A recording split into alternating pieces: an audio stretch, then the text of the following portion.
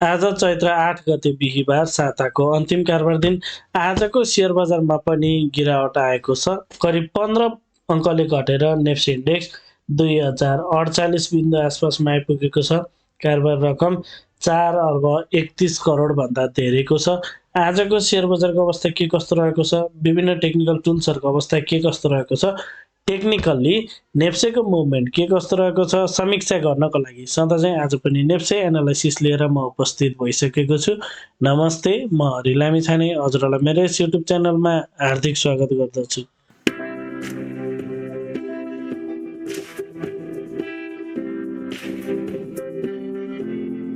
यस YouTube channel मार्फत मैले share बजारसँग सम्बन्धित विभिन्न किसिमका भिडियोहरू लिएर आउने भएको हुनाले यदि हजुरहरूले अहिलेसम्म पनि मेरो च्यानल सब्सक्राइब गर्नुभएको छैन भने कृपया च्यानल सब्सक्राइब गरिदिनु होला र भिडियो पुरा हेर्नुभयो भने हजुरहरूले मैले भन्न खोजेको कुरा सबै सजिलैसँग बुझ्न सक्नुहुनेछ।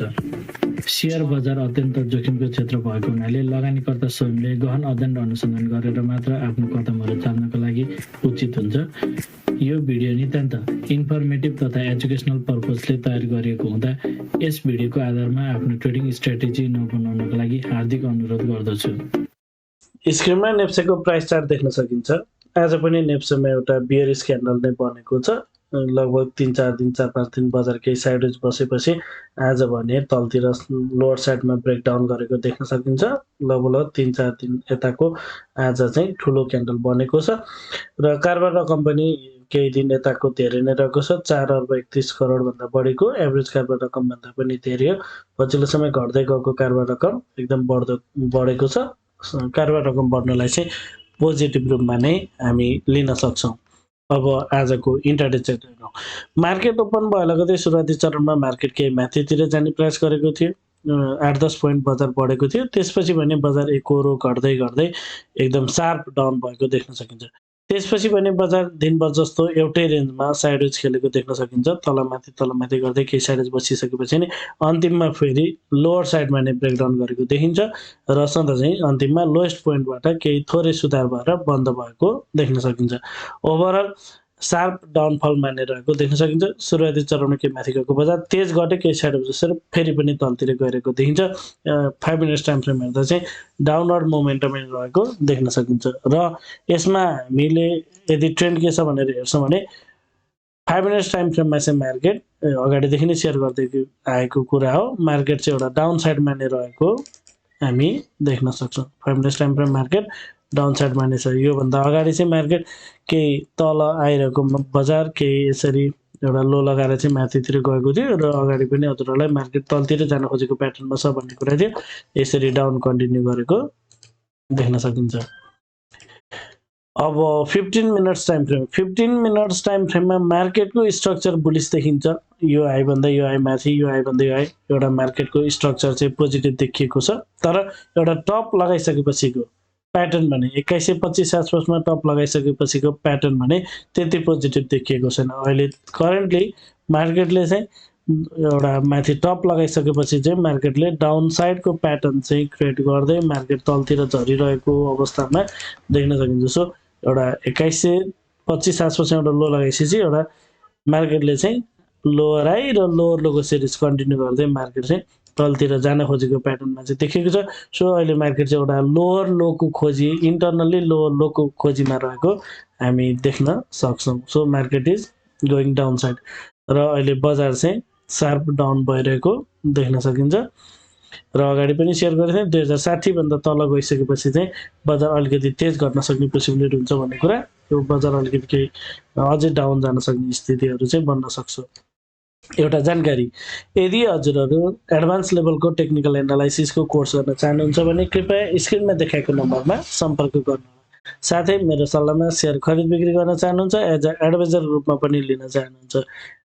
यदि हजुरहरू इन्टरेक्सन तथा डिस्कसनको लागि यदि खोजिरहनु भएको छ भने कृपया स्क्रिनमा देखाएको नम्बरमा सम्पर्क गर्नुहोला। 9863805867 यसमा कल, मेसेज अथवा व्हाट्सएप गर्न सक्नुहुनेछ। अब आवरली टाइम फ्रेममा जाउँ।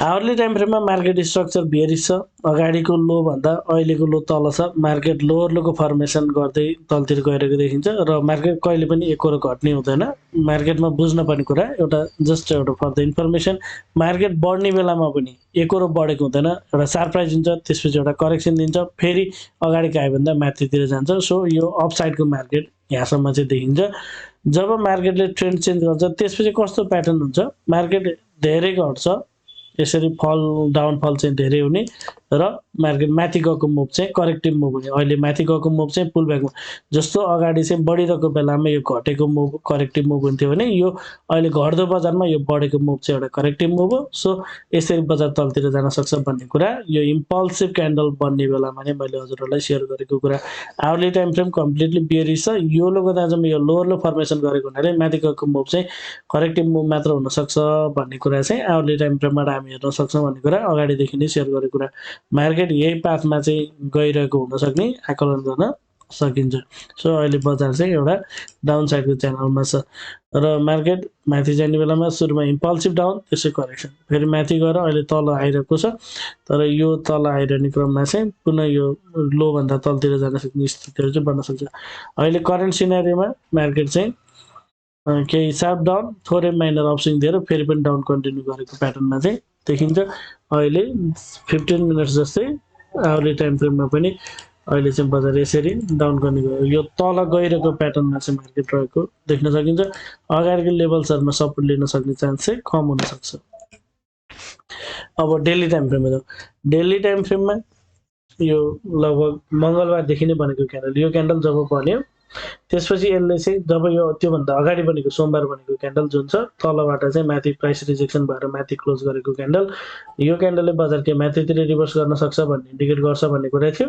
तर लगतै भोलिपल्ट चाहिँ यो क्यान्डल इनभ्यालिड भएर बजार केही माथि गएको बजार घटेर बन्द यो क्यान्डल चाहिँ स्ट्रङ डाउन नेगेटिभ सेन्टिमेन्ट बोकेको क्यान्डल हो बियरिस सेन्टिमेन्ट बोकेको क्यान्डल हो यसले बजारलाई केही तलतिर झार्न सक्छ भन्ने कुरा थियो हिजो र आजको क्यान्डल हेर्दा त्यो अगाडिको यो क्यान्डल चाहिँ भ्यालिड भएको देख्न सकिन्छ सो यसको इफेक्टहरू साथै भ्यालिडिटी पनि आइरहेको छ यसले बजार चाहिँ केही तलतिर आउन सक्छ अब तल आउने क्रममा बजारले चाहिँ 2020 देखि 2040सम्म केही सपोर्ट चाहिँ लिन्छ कि भन्ने एउटा आधार चाहिँ तयार गर्न सकिन्छ यो एउटा चाहिँ अनमिटिगेटेड क्यान्डल छ सो यो क्यान्डलबाट केही माइनर जुन अगाडि गयो त्यही टाइपको एउटा माइनर रिएक्सन दिएर अल्टिमेटली बजार चाहिँ केही फेरि तलतिर जान्छ कि भन्ने खालको प्याटर्नमा चाहिँ हामी यहाँ हेर्न सक्छौँ सो मार्केट केही तल आएर केही एउटा रियाक्टिभ मुभ मात्र हुनसक्छ माथितिरको यसरी तल आएर यो लेभलबाट केही माथितिरको एउटा दुईटा ग्रिन क्यान्डल बन्न सक्ने स्थितिहरू बन्छ कि भन्ने एक्सपेक्ट गर्न सकिन्छ त्यसपछि फेरि बजार चाहिँ यसरी तलतिरै ओह्रालो लाग्छ कि भनेर हामीले हेर्न सक्छौँ तल आउने क्रममा यो लेभल्सहरू चाहिँ कमजोर हुनसक्छ मार्केटले चाहिँ नयाँ लो चाहिँ फेरि तलतिर बनाउन सक्ने स्थितिहरू चाहिँ बन्छ कि भन्ने हिसाबले हेर्न सकिन्छ र अहिलेको आजको क्यान्डल एउटा बेरिस क्यान्डल बनेको छ यसले चाहिँ डाउन कन्टिन्यू नै इन्डिकेट गर्छ अब विकली टाइम फ्रेममा चाहिँ साताको अन्तिम कारोबार दिन अगाडि जुन एउटा चाहिँ क्यान्डल बनेको थियो सुरुको यो जुन बुलिस क्यान्डल छ यो क्यान्डलमा नै माथि एउटा प्राइस रिजेक्सन भएको देख्न सकिन्छ तल आइरहेको बजार माथि त गएको थियो तर माथिबाट फेरि सार्प डाउनफल भएको देख्न सकिन्छ फेरि दोहोऱ्याएर बजार के माथि गए पनि अगाडिको क्यान्डलभन्दा माथितिर सस्टेन गर्न सकेन यो पनि माथितिर स्याडो बनाएर तल नै बन्द भएको देखिन्छ सो यो दुईटै क्यान्डल खासै माथितिरको लागि अपसाइडको लागि चाहिँ त्यति पावरफुल नरहेको स्ट्रङ मोमेन्टम नरहेको र यसले चाहिँ बजारमा पुनः तलतिर जान सक्ने इन्डिकेट गर्छ भन्ने अघिल्लो हप्ता नै सेयर गरेको थिएँ सो यसले अगाडिको क्यान्डललाई चाहिँ भ्यालिड गराएको छ यो हप्ता पुरै मार्केट चाहिँ डाउन भएको देख्न सकिन्छ सो मार्केट केही तलतिर जान सक्ने स्थितिहरू चाहिँ बन्न सक्छ यो क्यान्डलभन्दा यो क्यान्डल माथितिर चाहिँ सस्टेन गर्न नसकेको हुनाले बजार केही तलतिर जान सक्ने कुरा चाहिँ अघिल्लो हप्ता नै सेयर गरेको कुरा ओके अब फाइनली कन्क्लुजनतर्फ जानुपर्दा विकली टाइम फ्रेम हेर्दाखेरि बजार चाहिँ जुन हिसाबले मार्केट माथिबाट चाहिँ सार्प डाउन भएको थियो माथि एउटा टपबाट यदि हामी हेर्छौँ भने जस्तै यो लेभलबाट मार्केट सार्प डाउन भयो एउटा माइनर एउटा यो जुन माथि गएको छ यो सायद पुल ब्याक मुभ हुनसक्छ र फेरि यसरी डाउन कन्टिन्यू गर्न सक्छ कि भन्ने एजम्सन गर्न सक्छ विकली टाइम फ्रेम अनुसार मार्केट चाहिँ अहिले यो पाथमा रहेको हो कि भन्ने देखिन्छ अब यो डे टु डे एनालाइसिस गरिरहँदाखेरि चाहिँ खासै काम लाग्दैन ओभरअलमा चाहिँ यसरी तलतिर जान खोज्यो कि भन्ने देखिन्छ डेली टाइम फ्रेममा एउटा बेरिस क्यान्डल बनेको छ यसले डाउन कन्टिन्यू नै इन्डिकेट गर्छ तल आउने क्रममा थोरै एटलिस्ट एउटा भए पनि ग्रिन क्यान्डल बन्छ कि यो लेभलमा भन्ने एक्सपेक्टेसन हो। ओभरअल यसले नै बजार यही लेभलबाट माथितिर जान्छ, यो अहिले ब्रेक गर्छ भन्ने चान्स कम हुनसक्छ। आवरली टाइम फ्रेममा एक लेभलको करेक्सन चाहिँ बल्ल यो जुन यो माथितिर गएको छ, यो माथि गएको मुभको लागि चाहिँ एक लेभलको करेक्सन चाहिँ कम्प्लिट भएको हो कि भन्ने फर्स्ट इन्डिकेसन चाहिँ यसले प्रदान गरेको छ। जस्तै यो जुन एउटा माथि राइज भएको छ, यसको लागि चाहिँ जति करेक्सन आउनुपर्ने बल्ल at least minimum level of correction चाहिँ एचिभ गरेको हो भनेदेखि चाहिँ एउटा माथि गयो भने त्यो पनि राम्रै कुरा। तर जे होस्, एउटा चाहिँ करेक्सन चाहिँ कम्प्लिट भएको, अथवा केही माथितिर यदि जान्छ भने पनि त्यो थोरै जान सक्ने लेभलमा चाहिँ पुगेको छ। अन्डर करेक्सन नै रहेको बुझ्न सकिन्छ। 15 मिनट्स टाइम फ्रेममा अन्डर करेक्सन छ, 5 मिनट्स टाइम फ्रेममा मार्केट घट्दो कमै देखिन्छ, करेक्सन कम्प्लिसन भएको दुवै टाइम फ्रेममा देखिँदैन। एउटा डाउन ट्रेन्डको च्यानल क्रिएट गर्दै बजार चाहिँ 5 र 15 मिनटमा तलतिर झरिरहेको देख्न सकिन्छ। हजुरहरूलाई मेरो एनालाइसिस, मेरो प्रेजेन्टेसन के कस्तो लागिरहेको छ कमेन्टमा जानकारी गराइदिनु होला। मलाई केही सल्लाह सुझाव वा प्रतिक्रिया छ भने कमेन्ट मार्फत दिन सक्नुहुनेछ। यदि मेरो एनालाइसिस मन परिरहेको छ अथवा हजुरहरूलाई केही सहयोग पुर्याइरहेको छ भने भिडियोमा एक लाइक भने अवश्य गरिदिनु होला। साथै पहिलो पटक यो भिडियो हेर्दै हुनुहुन्छ भने च्यानल सब्स्क्राइब गरेर नियमित रूपमा जोडिनु होला भन्न चाहन्छु। हवस् त, धन्यवाद, नमस्ते।